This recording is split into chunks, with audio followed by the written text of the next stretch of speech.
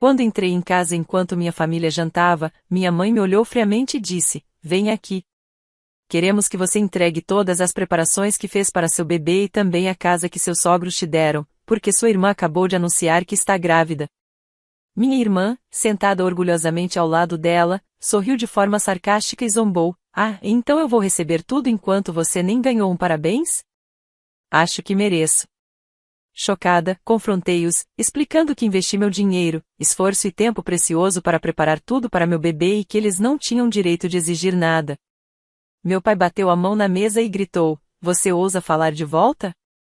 Você nos pertence e fará exatamente o que eu mandar."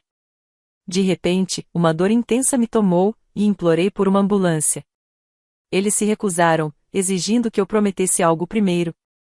Enquanto minha mãe pressionava meu corpo e minha irmã zombava, liguei para meu marido. Quando ele chegou, fez a vida deles um verdadeiro inferno. "Meu nome é Sarah, e está a história de como minha família tóxica me levou ao limite, de como meu marido Michael e eu os fizemos pagar por sua crueldade de maneiras que jamais esperavam. Tudo começou há 6 meses, quando Michael e eu anunciamos que estávamos esperando nosso primeiro filho após 3 anos tentando. Em vez de alegria e parabéns, a reação da minha família foi, na melhor das hipóteses, morna. Minha mãe, Patrícia, me deu um sorriso sem entusiasmo e murmurou algo sobre finalmente ter acontecido. Meu pai, Robert, mal levantou os olhos do jornal, mas foi a reação da minha irmã mais nova, Jéssica, que deveria ter me alertado sobre o que viria. Ela revirou os olhos e disse: "Ótimo. Mais um bebê chorão na família." Jéssica sempre foi a filha favorita. Aos 26 anos, 2 anos mais nova que eu, vivia sem responsabilidades em casa enquanto trabalhava meio período na boutique. Enquanto isso, eu havia trabalhado em 2 empregos durante a faculdade, me sustentado durante o curso de enfermagem e construído uma carreira de sucesso no hospital local.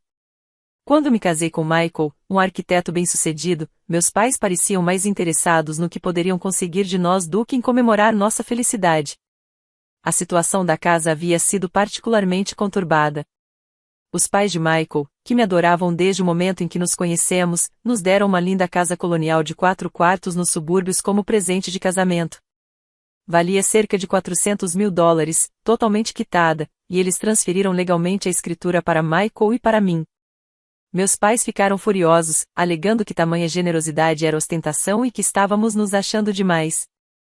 Quando descobrimos a gravidez, Michael e eu nos dedicamos completamente aos preparativos. Passávamos os fins de semana pintando o quarto do bebê de um amarelo suave, já que queríamos nos surpreender com o sexo do bebê. Pesquisei todos os produtos, li avaliações e relatórios de segurança. Compramos o bebê conforto mais seguro, o carrinho mais confiável e enchíamos o quarto com tudo o que nosso pequeno precisaria. Eu havia economizado meu salário de enfermagem por meses para comprar o melhor de tudo. O quarto estava perfeito, com berço branco, trocador combinando, poltrona de balanço e paredes forradas de livros infantis que mal podia esperar para ler em voz alta. Os pais de Michael estavam empolgadíssimos por se tornarem avós e frequentemente passavam para ajudar nos preparativos. Trouxeram mantas feitas à mão, brinquedos e até começaram um fundo universitário para o futuro neto. O contraste entre o entusiasmo da família dele e o da minha era gritante, mas tentei ignorar, concentrando-me na alegria que Michael e eu compartilhávamos. Naquela terça-feira de outubro, eu acabara de terminar um turno de 12 horas no hospital. Estava exausta, com os pés inchados, e mal podia esperar para descansar enquanto Michael preparava o jantar. Em vez de ir direto para casa, decidi passar na casa dos meus pais para compartilhar uma notícia emocionante. Acabávamos de descobrir que teríamos uma menina, e eu queria contar pessoalmente. Entrei pela porta da frente usando minha chave, chamando ao entrar. O cheiro familiar do assado da minha mãe preenchia o ar, e eu podia ouvir vozes vindo da sala de jantar. Ao contornar a esquina, vi toda a minha família sentada à mesa, meus pais, Jéssica e até meu tio Frank, que raramente participava dos jantares em família. No momento em que apareci na porta, a conversa parou. O rosto da minha mãe mudou de animado para frio em um instante. Ela colocou o garfo na mesa deliberadamente e me fixou com um olhar que eu nunca tinha visto antes. "Venha aqui", disse ela, com a voz totalmente desprovida de calor. "Queremos que você entregue todas as preparações que fez para seu bebê e também a casa que seus sogros te deram, porque sua irmã acabou de anunciar que está grávida." As palavras me atingiram como um golpe físico. Fiquei paralisada na porta, a mão indo instintivamente para minha barriga que crescia. Jéssica, sentada orgulhosamente ao lado da nossa mãe, tinha um sorriso sarcástico colado no rosto que me gelou o sangue. Ah, então eu vou receber tudo enquanto você nem ganhou um parabéns? Acho que mereço, disse Jéssica, com a voz carregada de doçura falsa e satisfação. Senti o mundo girar ao meu redor. Do que você está falando, Jéssica? Você está grávida. Isso é uma notícia maravilhosa, mas não entendo que isso tem a ver com meu bebê ou com a minha casa. Meu pai, Robert, recostou-se na cadeira com os braços cruzados. É simples, Sarah. Jéssica precisa dessas coisas mais do que você. Ela é mais nova. É a primeira vez dela lidando com isso e não tem um marido rico para comprar tudo. Você pode simplesmente conseguir mais coisas. Mais coisas, repeti, com a voz se elevando. Pai, passei meses me preparando para este bebê. Economizei cada centavo do meu salário para garantir que tudo fosse perfeito e seguro. Não são apenas coisas aleatórias. Pesquisei cada item. E a casa, isso foi um presente para Michael e para mim. Vocês não podem simplesmente exigir que a entreguemos. Jéssica riu. Realmente riu do meu desespero. Ah, Sarah. Não seja tão egoísta. Você sempre recebe tudo de mão beijada. O mínimo que você pode fazer é compartilhar com sua pobre irmãzinha, que não teve as suas vantagens. Fiquei incrédula. Jéssica, eu trabalhei por tudo que tenho. Financiei meus estudos enquanto você abandonou a faculdade comunitária. Trabalho em tempo integral no hospital, enquanto você trabalha 20 horas por semana em uma loja de roupas. Nunca pedi nada a ninguém nesta família. Os olhos da minha mãe se estreitaram.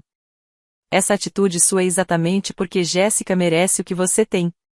Você se acha melhor que nós, Sarah. Você pensa que, porque se casou com alguém rico e tem um emprego chique de enfermagem, está acima da sua família. Eu nunca pensei assim, protestei, sentindo as lágrimas se acumularem nos olhos. Eu amo essa família.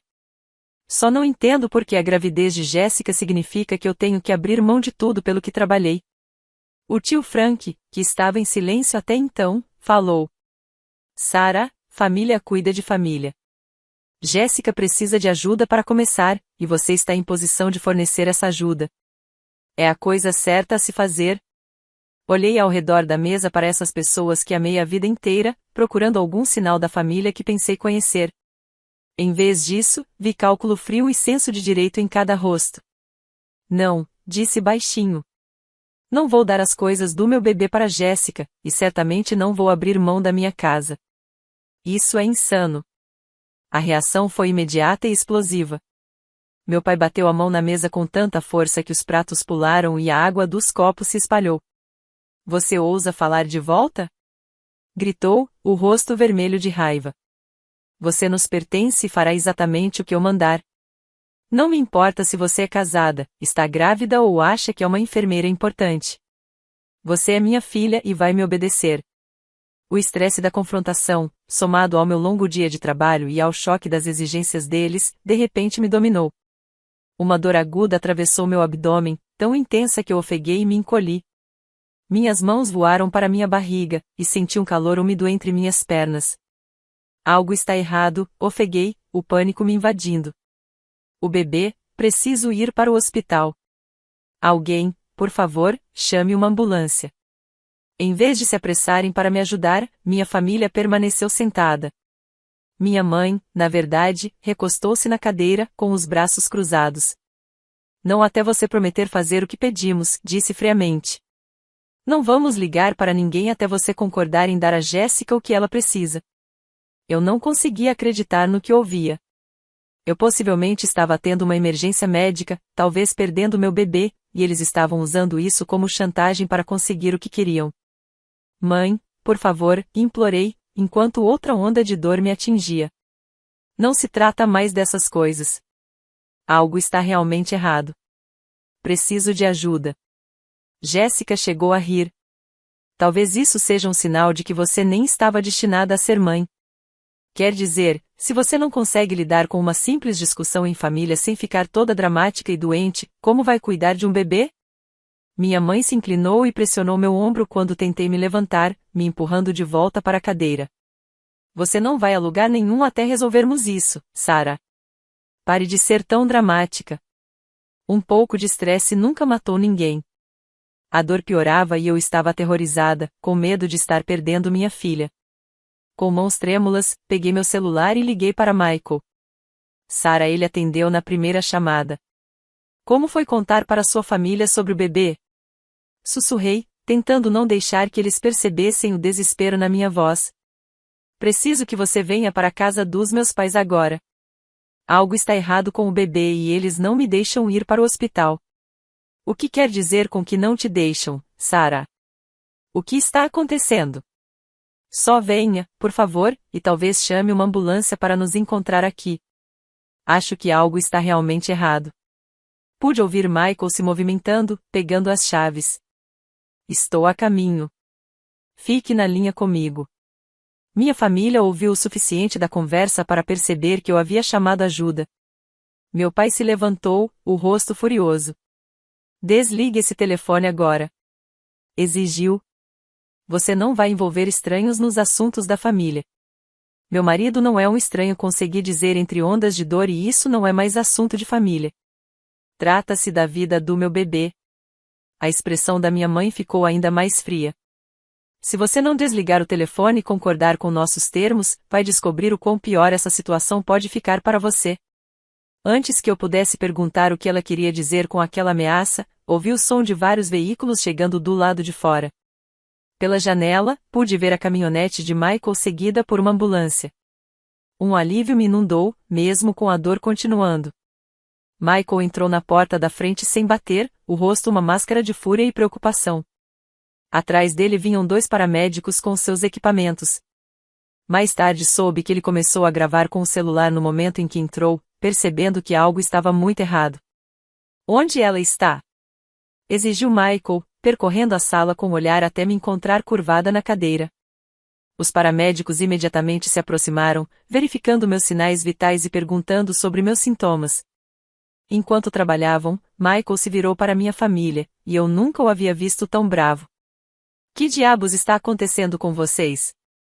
Disse, a voz baixa e perigosa. Sua filha está tendo uma emergência médica e vocês estão sentados aqui jantando. Meu pai se levantou, tentando impor sua autoridade, mas o choque e a fúria de Michael eram palpáveis. Isso é assunto de família, Michael. Sarah está sendo dramática porque não quer ajudar a irmã. Dramática? A voz de Michael se elevou. Ela está sangrando e com dor. E vocês acham que ela está sendo dramática? Que tipo de monstros são vocês? Os paramédicos se preparavam para me levar ao hospital. Enquanto me colocavam na maca, ouvi minha mãe fazer uma última tentativa de controlar a situação. Sarah, se você sair daqui sem concordar com nossos termos, nem pense em voltar. Você estará escolhendo a família do seu marido em vez da sua família de verdade, e haverá consequências. Michael seguiu a ambulância até o hospital, onde os médicos da emergência conseguiram interromper o sangramento e estabilizar tanto a mim quanto o bebê. Descobriu-se que eu havia desenvolvido uma condição chamada descolamento prematuro de placenta, provavelmente desencadeada pelo estresse extremo do confronto. O médico disse que, se eu tivesse esperado mais tempo para receber atendimento médico, poderia ter perdido o bebê ou até mesmo morrido. Naquela noite, deitada na cama do hospital, com os monitores apitando ao meu redor e Michael segurando minha mão, tomei uma decisão. Minha família havia me mostrado exatamente quem eram quando eu mais precisava deles. Eles escolheram suas exigências egoístas em vez da minha vida e da vida do meu bebê. Agora, era hora de eles enfrentarem as consequências dessa escolha. Os médicos explicaram que eu havia desenvolvido um descolamento de placenta, quando a placenta se separa parcialmente da parede uterina. Embora o estresse tenha sido um fator contribuinte, eles disseram que minha gravidez de alto risco devido à idade e complicações anteriores me tornava mais suscetível. O atraso em receber atendimento médico havia agravado significativamente a situação, e eu precisaria de monitoramento cuidadoso pelo restante da gestação para prevenir novas complicações. Nos dias seguintes, Michael e eu planejamos nossa resposta enquanto eu me recuperava. Ele havia gravado o confronto entre ele e minha família desde o momento em que chegou à casa, registrando suas respostas frias à minha emergência médica. Também tínhamos registros médicos mostrando o descolamento de placenta e as declarações do médico sobre como o atraso no tratamento havia piorado significativamente minha condição. Tínhamos testemunhas nos paramédicos que haviam presenciado o comportamento chocante da minha família. Em segundo lugar, entramos em contato com todos da nossa família extensa e círculo de amigos para contar exatamente o que havia acontecido. Meus pais sempre se preocuparam com sua reputação na comunidade, e nós garantimos que todos soubessem como eles haviam tratado a filha grávida durante uma emergência médica.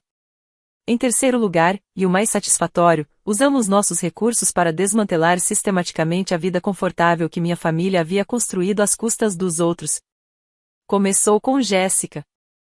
Michael tinha um amigo que trabalhava na boutique onde Jéssica estava empregada meio período. Por meio de uma conversa casual, ele descobriu que Jéssica vinha roubando mercadorias há meses, pegando itens da loja e vendendo-os online. Reunimos provas e as apresentamos ao dono da loja, que imediatamente demitiu Jéssica e abriu processo contra ela. Meus pais vinham me declarando como dependente em seus impostos há anos, mesmo eu não morando mais em casa desde a faculdade e ganhando meu próprio dinheiro. Eles também estavam fraudando a declaração de Jéssica como estudante para mantê-la no seguro deles, mesmo ela não estando matriculada há 2 anos. Denunciamos ambos ao IRS e à seguradora. O tio Frank, que esteve presente naquele jantar horrível e apoiou as exigências dos meus pais, tinha seus próprios segredos que vieram à tona durante nossa investigação. Descobrimos que ele mantinha um pequeno negócio paralelo de serviços manuais, só em dinheiro, que não declarava ao IRS. Garantimos que as autoridades fiscais soubessem de sua renda não declarada dos últimos anos. Mas ainda não tínhamos terminado. Meus pais vinham dizendo a todos na família que os pais de Michael eram snobs, que se achavam superiores porque nos deram um presente tão caro. Eles vinham fomentando ressentimento e tentando virar outros familiares contra nós. O que eles não sabiam é que os pais de Michael estavam considerando ajudar outros membros da família também e, na verdade, vinham pesquisando silenciosamente a melhor forma de fazer isso sem criar complicações fiscais. Eles planejavam pagar o casamento da minha prima Amy e ajudar minha tia Linda com as parcelas da hipoteca. Quando os pais de Michael souberam como minha família havia nos tratado, ficaram horrorizados e imediatamente retiraram todas as ofertas de assistência para qualquer um dos meus familiares. Mas ainda não tínhamos terminado. Meus pais vinham contando comigo para várias coisas que nunca reconheceram. Eu vinha pagando o seguro do carro deles no último ano porque meu pai havia se envolvido em vários acidentes e as taxas tinham disparado. Eu comprava mantimentos regularmente e ajudava com contas de serviços quando o dinheiro estava curto. Imediatamente interrompi todo o auxílio financeiro. Mais importante, eu era a pessoa de contato da minha mãe para todas as consultas médicas. Ela era diabética e tinha pressão alta, condições que exigiam monitoramento regular e controle de medicação. Como enfermeira, ajudava a acompanhar consultas, entender resultados de exames e garantir que tomasse os remédios corretamente. Parei com toda essa assistência imediatamente. Jéssica vinha usando meu desconto de funcionária no hospital para diversos cuidados médicos, economizando centenas de dólares ao longo dos anos. Notifiquei o hospital que ela não estava mais autorizada a usar meus benefícios. O impacto financeiro foi quase imediato. Em 6 semanas, meus pais receberam uma cobrança substancial do IRS pelos anos de deduções fraudulentas. Jéssica estava enfrentando acusações criminais por roubo. O tio Frank recebeu uma notificação de que seria auditado pelo IRS. Michael e eu não nos contentamos em apenas esperar para ver o que aconteceria. Trabalhamos ativamente para garantir que cada aspecto do estilo de vida confortável e parasitário da minha família desmoronasse completamente. Michael usou suas conexões na comunidade empresarial para espalhar a verdade sobre o comportamento da minha família. Como arquiteto, ele trabalhava com empreiteiros, corretores de imóveis, advogados e outros profissionais que formavam a base da rede social e econômica da nossa cidade. Em um mês, meu pai se viu ostracizado no trabalho na fábrica onde trabalhava há 15 anos. Seus colegas, muitos pais e avós, ficaram horrorizados ao saber como ele havia tratado sua filha grávida. O supervisor da fábrica, um homem chamado Bill Thompson, que também tinha filhas, deixou claro que o comportamento do meu pai refletia negativamente nos valores da empresa. Ele teve suas horas reduzidas, responsabilidades diminuídas e chances de promoção eliminadas. Jéssica descobriu que suas postagens nas redes sociais, nas quais se gabava de conseguir tudo que merecia, haviam sido capturadas em screenshots e compartilhadas entre seus grupos de amigos. As postagens, feitas antes da verdade sobre sua falsa gravidez vir à tona, mostravam-na comemorando o que ela achava que seria a aquisição das coisas do meu bebê na minha casa. Quando as pessoas perceberam que ela estava se gabando de roubar da própria irmã durante uma emergência médica, sua reputação foi completamente destruída. Eu me certifiquei de documentar tudo o que minha família me custou, além do trauma emocional. A complicação do descolamento de placenta exigiu 3 dias de hospital, custando mais de $8.000, mesmo com seguro. Minha condição de gravidez de alto risco me qualificava para afastamento por incapacidade de curto prazo, mas ainda assim perdi cerca de $4.000 em renda reduzida durante o período de recuperação prolongado. As consultas de monitoramento 2 vezes por semana e os ultrassons adicionais devido às complicações da placenta custaram outros $3.000 em copais e exames.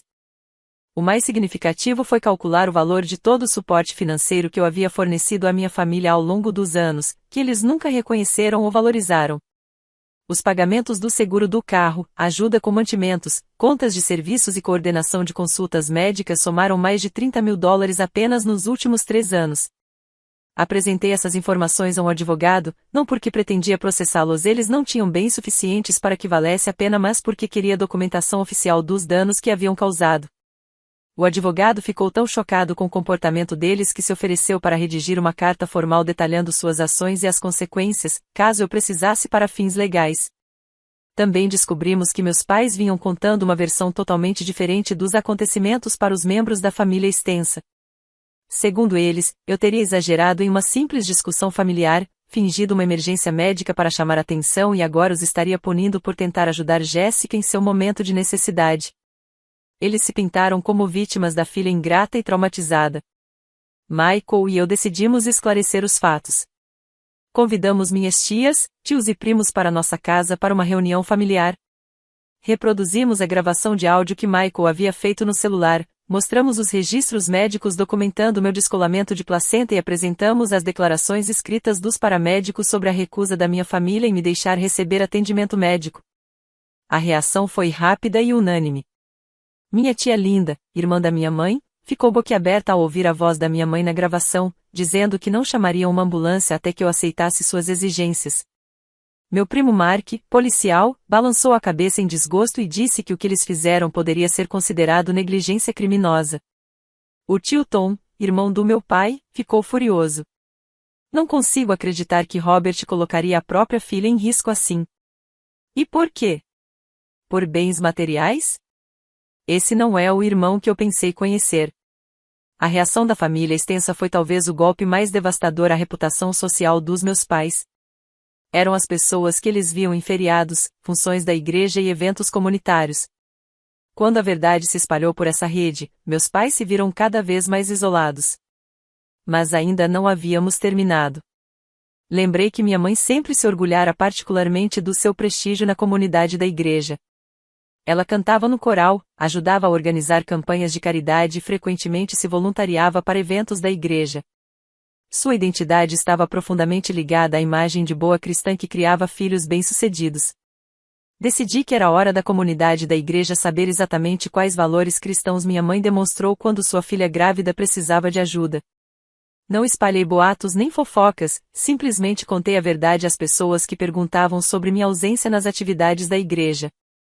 O pastor Williams, que me batizou quando criança, ficou horrorizado ao saber o que aconteceu. Tentou mediar entre minha família e eu. Mas, quando toquei a gravação daquela conversa do jantar, sua expressão mudou completamente. Sarah, disse ele, baixinho, sinto muito pelo que você passou. O que sua família fez foi inconcebível e vai contra tudo que ensinamos sobre amar o próximo, especialmente a própria família. A esposa do pastor, Sra. Williams, chegou a chorar ao ouvir como minha família se recusou a chamar a ambulância. Ela estava presente no nascimento de Emma como amiga da família, e a ideia de que eu poderia ter perdido meu bebê devido à crueldade dos meus pais foi devastadora para ela. A notícia se espalhou rapidamente entre os membros da igreja. A posição da minha mãe no coral foi silenciosamente eliminada.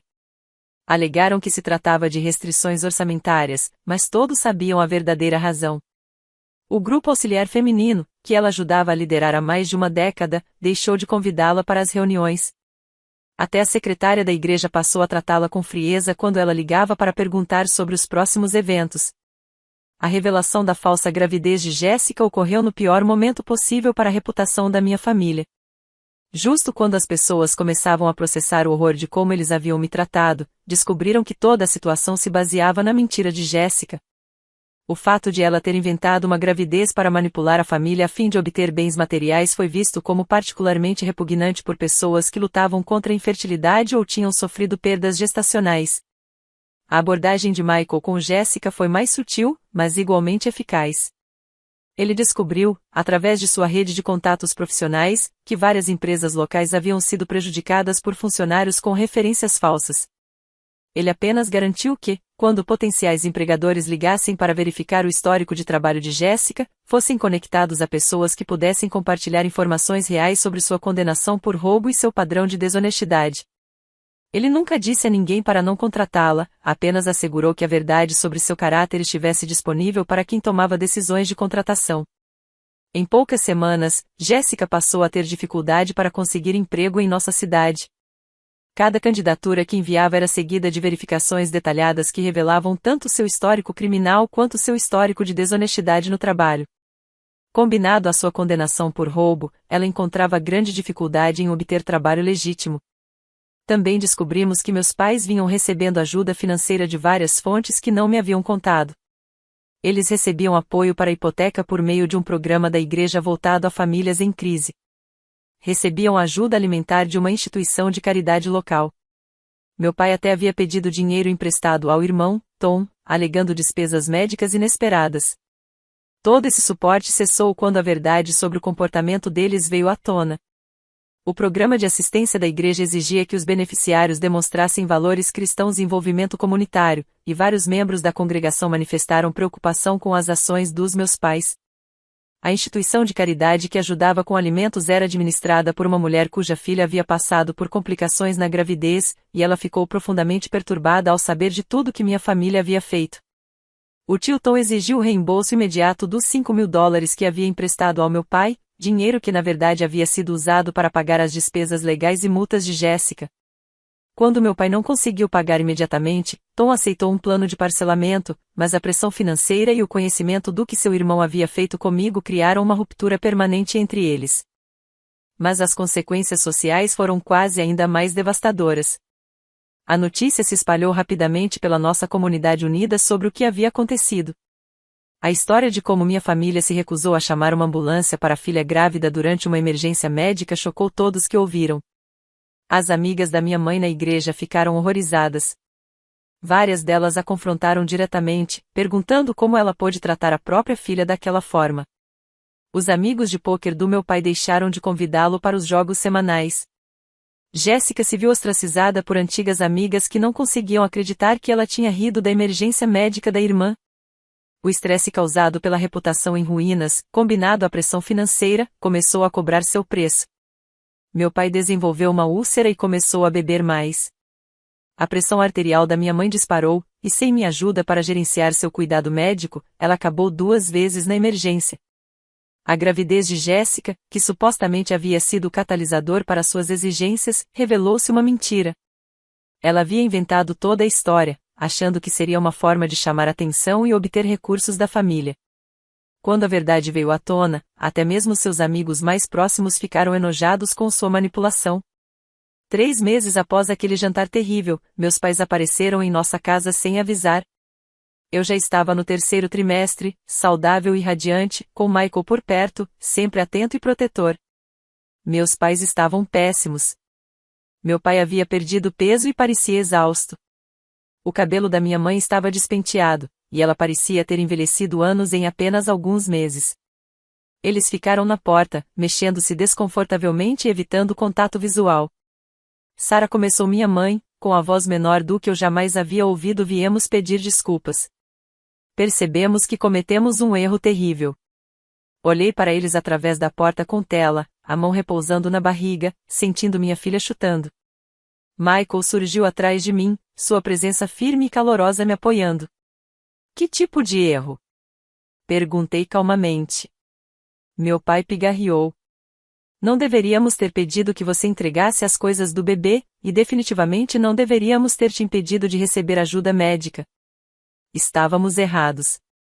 Vocês não estavam apenas errados, continuei, mantendo o tom calmo. Vocês estavam dispostos a deixar eu e sua neta morrermos para conseguir o que queriam.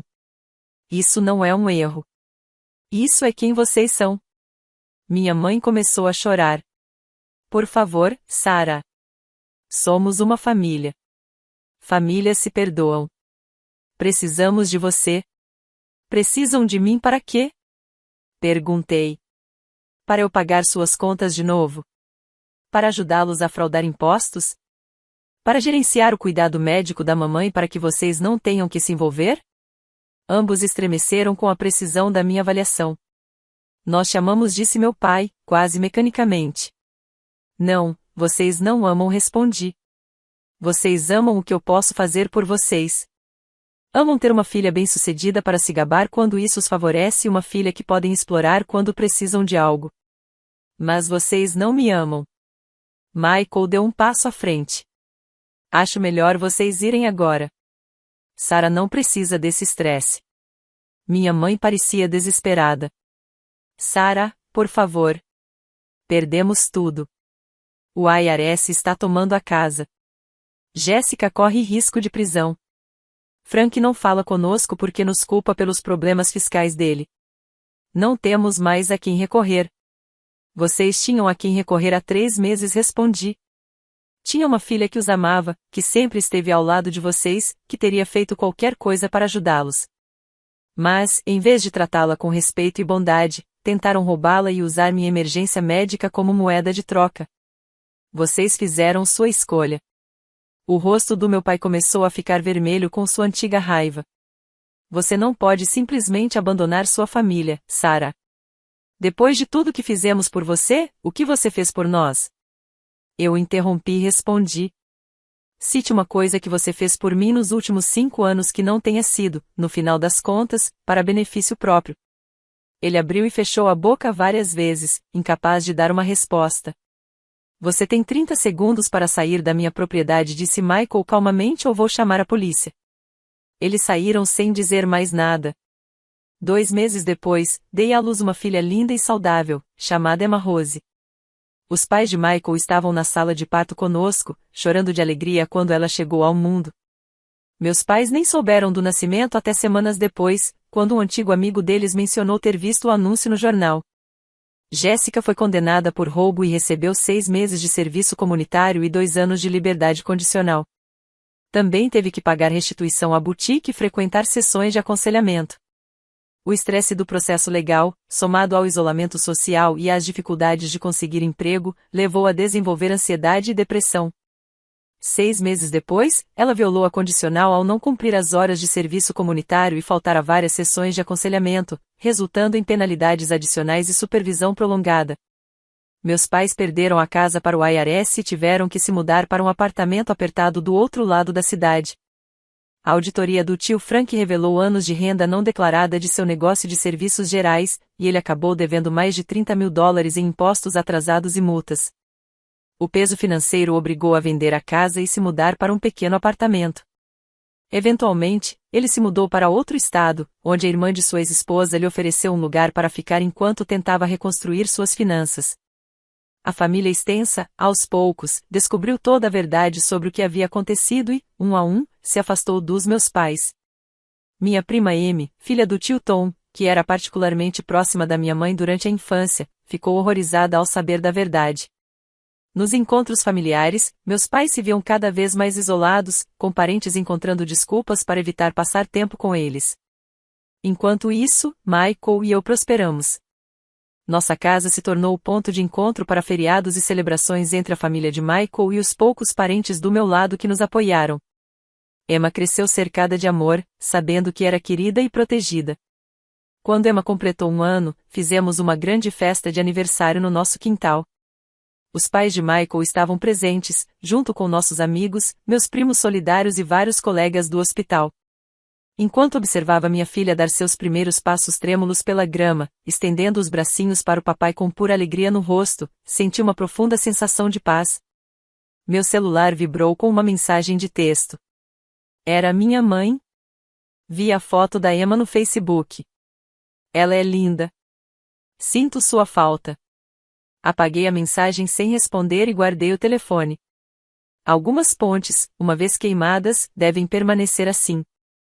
Mais tarde, naquela noite, depois que todos os convidados foram embora e Emma dormia no berço, Michael e eu sentamos na varanda do quintal, assistindo ao pôr do sol pintar o céu de tons brilhantes de laranja e rosa. Você alguma vez se arrepende de como lidamos com tudo? Perguntou ele, envolvendo meu ombro com o braço. Pensei por um momento, refletindo seriamente sobre a pergunta. Não disse finalmente. Eles me mostraram quem realmente eram quando eu mais precisei. E nós lhes mostramos as consequências de escolher a ganância e a manipulação em vez do amor e da família. Emma vai crescer sabendo que o amor não é condicional, que família significa apoiar uns aos outros e que certos comportamentos são imperdoáveis. Seus pais ainda não entendem o que fizeram de errado, observou Michael. Eles entendem, respondi. Só não querem assumir a responsabilidade. Há diferença. Querem perdão sem responsabilidade, reconciliação sem mudança. Relações reais não funcionam assim. Como se tivesse sido convocado pela nossa conversa, meu telefone tocou. O identificador de chamadas mostrava o número do meu pai. Deixei ir para o correio de voz. Na manhã seguinte, ouvi a mensagem enquanto Michael se preparava para o trabalho e Emma tomava café na cadeirinha. Sarah disse a voz cansada e derrotada do meu pai: sei que você não quer falar conosco, mas preciso que saiba de algo. Sua mãe está no hospital. A pressão arterial dela subiu perigosamente e ela teve um pequeno derrame. Os médicos dizem que ela está estável, mas ela continua perguntando por você. Apaguei o correio de voz e bloqueei o número deles. Naquela tarde, minha prima me ligou para me informar que minha mãe havia falecido no hospital 3 dias depois, devido a complicações relacionadas ao derrame. Ela estava com meu pai quando aconteceu, embora Jéssica não pudesse visitá-la por restrições relacionadas à violação da condicional. Você vai ao funeral? Perguntou Amy gentilmente. Não respondi sem hesitar. Eu já havia lamentado a perda da minha mãe 3 meses atrás, quando ela escolheu colocar em risco a minha vida e a vida do meu bebê por seus próprios interesses egoístas. A mulher que morreu naquele hospital era uma estranha para mim. O funeral foi pequeno, frequentado principalmente por vizinhos idosos que lembravam minha mãe de tempos melhores. Jéssica apareceu algemada, tendo recebido permissão para participar sob custódia. Meu pai parecia quebrado e perdido, de repente muito mais velho do que seus 62 anos. Soube de tudo de forma indireta, através de primos e amigos da família que respeitaram minha decisão de não comparecer, mas queriam me manter informada. Várias pessoas mencionaram que meu pai perguntava repetidamente se eu iria, ficando cada vez mais agitado quando lhe diziam que não. 6 meses após a morte da minha mãe, meu pai apareceu no meu trabalho. A segurança do hospital me chamou para o saguão, onde o encontrei esperando, com olhos vermelhos e mãos trêmulas. Ela morreu chamando seu nome e disse sem rodeios. A última palavra dela foi Sarah. Isso é muito triste, respondi, com a voz firme. Mas não muda nada. Como você pode ser tão fria? Exigiu, com a voz se quebrando. Ela era sua mãe. Ela te amava. Não respondi com firmeza. Ela amava a ideia de me controlar. Ela amava o que eu poderia fornecer a ela, mas não me amou o suficiente para chamar uma ambulância quando eu estava sangrando e com dor. Ela não me amou o suficiente para colocar meu bem-estar acima dos próprios desejos. Isso não é amor, pai. Isso é posse. Ele me encarou como se eu estivesse falando uma língua estrangeira. As famílias se perdoam, Sarah. Famílias permanecem unidas. Você está certo, concordei. Famílias permanecem unidas. Famílias de verdade se apoiam nos momentos difíceis. Famílias de verdade comemoram o sucesso umas das outras, em vez de tentar roubá-lo. Famílias de verdade chamam ambulâncias quando suas filhas grávidas estão enfrentando emergências médicas. Você me ensinou o que a família não deveria ser. A segurança estava se aproximando, tendo percebido que a conversa estava cada vez mais acalorada. Vou ter que pedir que você saia, disse a ele. E se você voltar aqui, vou te fazer prender por assédio. Ele foi embora, mas não sem antes dizer uma última coisa. Você vai se arrepender disso algum dia, Sarah. Quando eu não estiver mais aqui, você vai perceber o que perdeu. Eu já sei o que perdi, respondi. Perdi pessoas tóxicas e perigosas. Perdi pessoas que valorizam coisas mais do que relacionamentos. Perdi pessoas dispostas a sacrificar minha vida por conveniência própria. E nunca dormi tão bem. Essa foi a última vez que vi meu pai. Ele morreu de um ataque cardíaco 2 anos depois, sozinho em seu apartamento. Jéssica, já fora da prisão, mas lidando com vícios e problemas de saúde mental, ligou para me contar sobre os preparativos do funeral. Você vai comparecer? Perguntou, com a voz vazia e cansada. Não respondi com calma. Mas, Jéssica, se algum dia você quiser ajuda de verdade, ajuda real, e fizer mudanças genuínas na sua vida, me ligue. Eu vou te apoiar na recuperação, mas somente se você estiver realmente disposta a mudar. Ela desligou sem responder.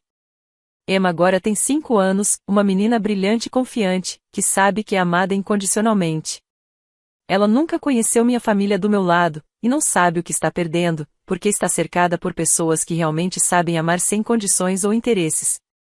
Michael e eu tivemos mais 2 filhos, um menino chamado David e outra menina chamada Grace. Nossa casa é cheia de risadas, amor e o caos que só 3 crianças pequenas podem trazer. Os pais de Michael são avós maravilhosos, e nossas crianças nunca saberão o que é ter amor condicionado a desempenho ou obediência. Às vezes, as pessoas me perguntam se eu já me arrependi de cortar minha família completamente. A resposta é sempre não. Protegi meus filhos de pessoas que teriam ensinado que o amor é condicional, que emergências médicas podem ser usadas como moeda de troca, e que o sucesso deve ser compartilhado com quem não o conquistou. Meus filhos crescerão sabendo que são valorizados pelo que são, não pelo que podem oferecer.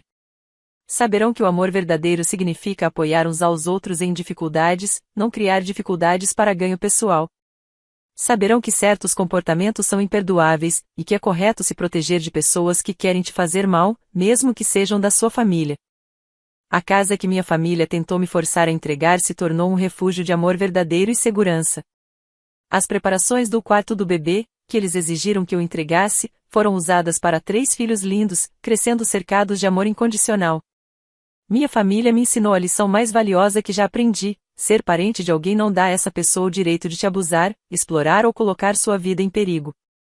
Às vezes, a coisa mais amorosa que você pode fazer é se afastar de pessoas incapazes de te tratar com decência básica. Emma, David e Grace nunca terão que aprender essa lição da forma difícil, porque eu aprendi por todos nós. E isso, mais do que qualquer vingança que tivemos contra minha família tóxica, é a verdadeira vitória nesta história.